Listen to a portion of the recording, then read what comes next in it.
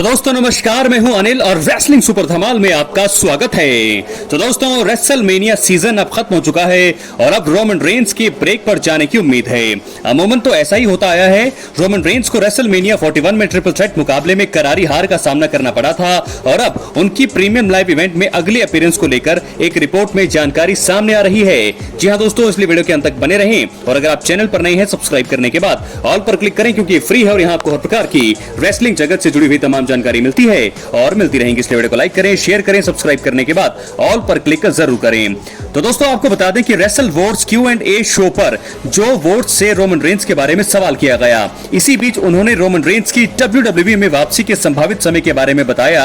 उन्होंने कहा कि रोमन रेंस शायद बैकलैश 2025 के मैच कार्ड का हिस्सा नहीं रहेंगे और उन्होंने उम्मीद जताई है कि 7 जून 2025 को होने वाले money in the bank event में रोमन रेंस दिखाई दे सकते हैं। उन्होंने कहा, अगर रोमन रेंस बैकलैश की कार्ड का हिस्सा होते हैं तो मैं चौंक जाऊंगा, हैरान हो जाऊंगा। मनी इन द बैंक में संभावना है, लेकिन मैं उनके सेंट लुइस में होने की उम्मीद नहीं कर रहा हूं। नहीं, जी हां दोस्तों, उनके अनुसार बैकलैश में वो नहीं होंगे। बहुत बड़ा सरप्राइज होगा कि अगर वो बैकलैश में आएंगे, मैच लड़ेंगे या सरप्राइज भी करेंगे, लेकिन मनी इन द बैंक में आने की अब उम्मीद उनकी वो लग रही है। Roman Reigns WWE money in the bank 2025 तक वापस आ सकते हैं। दोस्तों फैंस उन्हें ज्यादा से ज्यादा टीवी पर देखना चाहते हैं, लेकिन अब वो पार्ट टाइमर के रूप में काम करते हैं। खैर रेसल वोट्स Q&A शो के दौरान ही जो वोट्स ने बताया कि Roman Reigns money in the bank से इर्द गिर्द पहले वापस आ सकते हैं। उन्होंने कहा 7 जून 2025 को money in the bank event होगा और वो संभावित तौर पर उस शो का हिस्सा बनेंगे।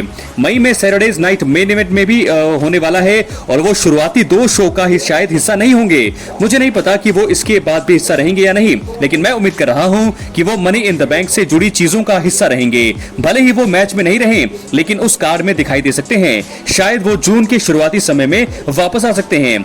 तो दोस्तों रेसलमेनिया 41 के बाद हमने देखा कि रॉ में रोमन रेंस दिखाई दिए, लेकिन ब्रॉन ब्रेकर और सेथ रॉलिंस ने उन पर खतरनाक हमला कर दिया था। देखना होगा कि रोमन रेंस कब तक वापस आएंगे। तो दोस्तों मैंने आपको बहुत सारी चीजें यहाँ पर बता दी हैं। रोमन रेंस के आने का अपडेट बता दिया है कि कैसे और कब वो वापसी कर सकते हैं। बैकलैश के लिए आने की संभावना नहीं है, लेकिन फिर भी इसके अलावा आपको बता दें कि बैकलैश में नहीं आएंगे, लेकिन मनी इन द बैंक में वो जरूर हमें दिखाई दे सकते हैं। तो क्या है आपकी राय, अपनी राय कमेंट बॉक्स में जरूर दें। एक बहुत बड़ा अपडेट रोमन रेंस के बारे में। रोमन रेंस के बारे में लोग वैसे भी सुनना पसंद करते हैं। उनके बारे में जो भी अपडेट आती है, उनके रिटर्न की, उनके मैच की, कुछ भी अपडेट है, र्यूमर है, वो सब जो है फैंस देखना चाहते हैं। इसलिए दोस्तों मैंने आपको ये अपडेट बताई है। क्या है आपकी राय, अपनी राय कमेंट बॉक्स में जरूर दें। बैकलैश में क्या वो नजर आएंगे, सबसे बड़ा सवाल है। हालांकि संभावनाएं थोड़ी कम है, लेकिन उसके बाद जो इवेंट होगा मनी इन द बैंक का, सैटरडेज नाइट मेन इवेंट भी होगा, तो वहां पर वो जरूर दिखाई दे सकते हैं। तो रोमन रेंस के बारे में दोस्तों ये अपडेट है। आई होप आपको ये अपडेट अच्छी लगी हो इसके बारे में। इसके बाद अब हम बढ़ेंगे अपनी अगली स्टोरी की तरफ जो जुड़ी है। इस समय खतरनाक काम कर रहे हैं सेथ रॉलिंस, उनके साथ जुड़ चुके हैं पॉल हेमन और ब्रॉन ब्रेकर। लेकिन अब कौन कौन आने वाला है उनके साथ और क्या किस तरीके से उनका जो ये हील रन है सफल होगा, वो सारी बातें आपको बताने वाले हैं। तो चलिए वीडियो को शुरू करते हैं दोस्तों। वीडियो के अंत तक बने रहें। चैनल पर नए हैं सब्सक्राइब करने के बाद ऑल पर क्लिक जरूर करें। तो चलिए बात करते हैं हम सेथ रॉलिंस एंड ग्रुप का। दोस्तों रेसलमेनिया 41 में पॉल हेमन ने रोमन रेंस और CM पंक को धोखा देकर सेथ रॉलिंस का साथ दिया है। आपको बता दें कि इसके बाद रॉलिंस और पॉल हेमन अब साथ काम कर रहे हैं। पिछले हफ्ते इनके साथ ब्रॉन ब्रेकर भी जुड़ गए। तीनों की तबाही देखने को मिल रही है। आगे जाकर इनके ग्रुप में कुछ और सुपरस्टार्स की एंट्री हो सकती है। आपको बता दें कि former WWE floor manager Tommy Carlucci ने अब एक सुपरस्टार को लेकर भविष्यवाणी कर दी है। Behind the turn buckle the last word podcast पर इस बार टॉमी कार्लुची गेस्ट बनकर आए। उन्होंने कहा कि WWE बैकलैश 2025 में वुमेन्स इंटरकॉन्टिनेंटल चैंपियनशिप पर बेकी लिंच जो है कब्जा जमाने के बाद अपने पति सेथ रॉलिंस के ग्रुप में बेकी लिंच जो है शामिल हो जाएंगी। कार्लुची के अनुसार मुझे लगता है कि WWE द्वारा इस तरफ जरूर ध्यान दिया जाए। मुझे लगता है कि वुमेन्स इंटरकॉन्टिनेंटल चैंपियन बनने के बाद बेकी लिंच गुट में शामिल हो जाएंगी और मैं ये भी कहूंगा कि इनका ग्रुप काफी बढ़ने वाला है। कितने लोग होंगे जो है अभी मुझे नहीं पता, लेकिन ग्रुप बढ़ने वाला जरूर है। पिछले हफ्ते रॉ के एपिसोड में सेथ रॉलिंस और ब्रॉन ब्रेकर ने मिलकर रोमन रेंस और पंक की धज्जियां उड़ाई। ब्रॉन ब्रेकर ने रोमन रेंस को 2 स्पेयर लगाए और पंक को 1 लगाया।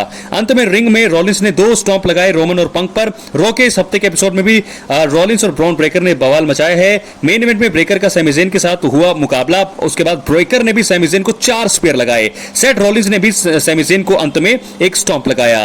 बेकी लिंच ने भी बवाल मचाया हुआ है, उन्होंने मेगा इवेंट में वापसी करी है और लायरा वेल्किरिया के साथ मिलकर वुमेन्स टैग टीम चैंपियनशिप जीती और इसके बाद दोनों को रॉ में हार का सामना करना पड़ा, जिसके बाद जो है बहुत सारी चीजें हमें लगा कि होगी, लेकिन बेकी ने लायरा के ऊपर हील टर्न लिया। दोनों के बीच बैकलैश 2025 में चैंपियनशिप मुकाबला होने की पूरी उम्मीद जताई जा रही है। तो मुझे लगता है कि इस मुकाबले में जीतेंगी लायरा वेल्किरिया को हरा करके बेकी लिंच, और बहुत सारी चीजें बेकी लिंच उसके बाद भी जुड़ेंगी सेथ रॉलिंस के ग्रुप में भी। और इसके साथ दोस्तों आपको बता दें कि सुपरस्टार सेथ रॉलिंस ने रेसलमेनिया 41 में रोमन रेंस और पंक को हराया है। इसके लिए उन्हें पॉल हेमन का साथ मिला है और फिर पिछले हफ्ते हुए रॉ एपिसोड में उन्होंने अपने फैसले को लेकर जानकारी दी। अब रॉलिंस से खील हैं और ऐसे में ये जानते हैं वो कौन से 3 चीजें हैं जो WWE सुपरस्टार सेथ रॉलिंस को हील के रूप में सफल होने के लिए करनी चाहिए। नंबर 1, सेथ रॉलिंस को WWE द्वारा एक नया थीम सॉन्ग देना चाहिए। दोस्तों सेथ रॉलिंस ने जब WWE रॉ के पिछले हफ्ते हुए एपिसोड में अपने हील टर्न को लेकर बात की तो उनकी एंट्री के समय फैंस उनका थीम सॉन्ग गा रहे थे।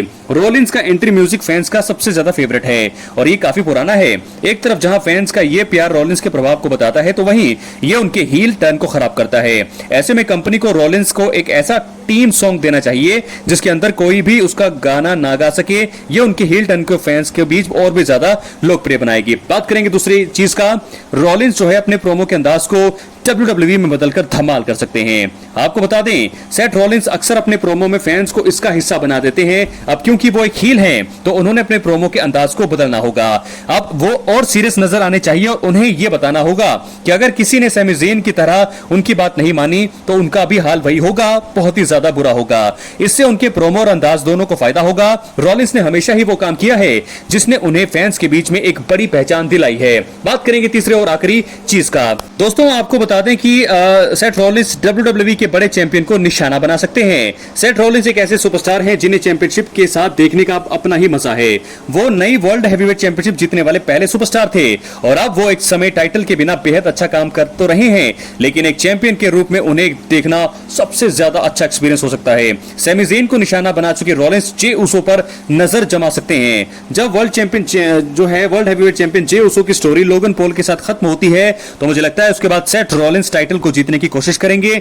ब्रॉन ब्रेकर की ताकत और पॉल हेमन के दिमाग के चलते ये काम बेहद आसान होगा और मैंने आपको बता दिया है कि Seth Rollins world heavyweight champion बन सकते हैं। ये बहुत ही बड़ी चीज, 3 चीजें मैंने आपको बता दी है जिसके जरिए सेथ रॉलिंस एक सफल, एक कामयाब हील बन सकते हैं। अब जो है पॉल हेमन उनके पास है, एक WWE का सबसे बड़ा जो दिमाग है वो इस समय सेथ रॉलिंस के पास है। उनके चलते आपको पता होगा सबको कि सेथ रॉलिंस पॉल हेमन के चलते ही ब्रॉक लेसनर, रोमन रेंस और CM पंक जैसे बड़े बड़े सुपरस्टार बने। तो ऐसे में अब सेथ रॉलिंस की बारी है और सेथ रॉलिंस अब आगे जाकर के और भी बड़े हील बनने के लिए पूरी तरह से तैयार है। हमने उनका लुक देख लिया है, किस तरह वो डेंजरस लगते हैं, सीरियस काफी ज्यादा रहते हैं। तो ये चीजें जो है अब उन्हें और भी ज्यादा घातक और खतरनाक बनाने वाली है। नया थीम सॉन्ग होना चाहिए जो काफी डेंजरस हो और साथ के साथ जो है पॉल हेमन का दिमाग, नई वर्ल्ड चैंपियन बनेंगे तो और भी ज्यादा वो खतरनाक हो जाएंगे।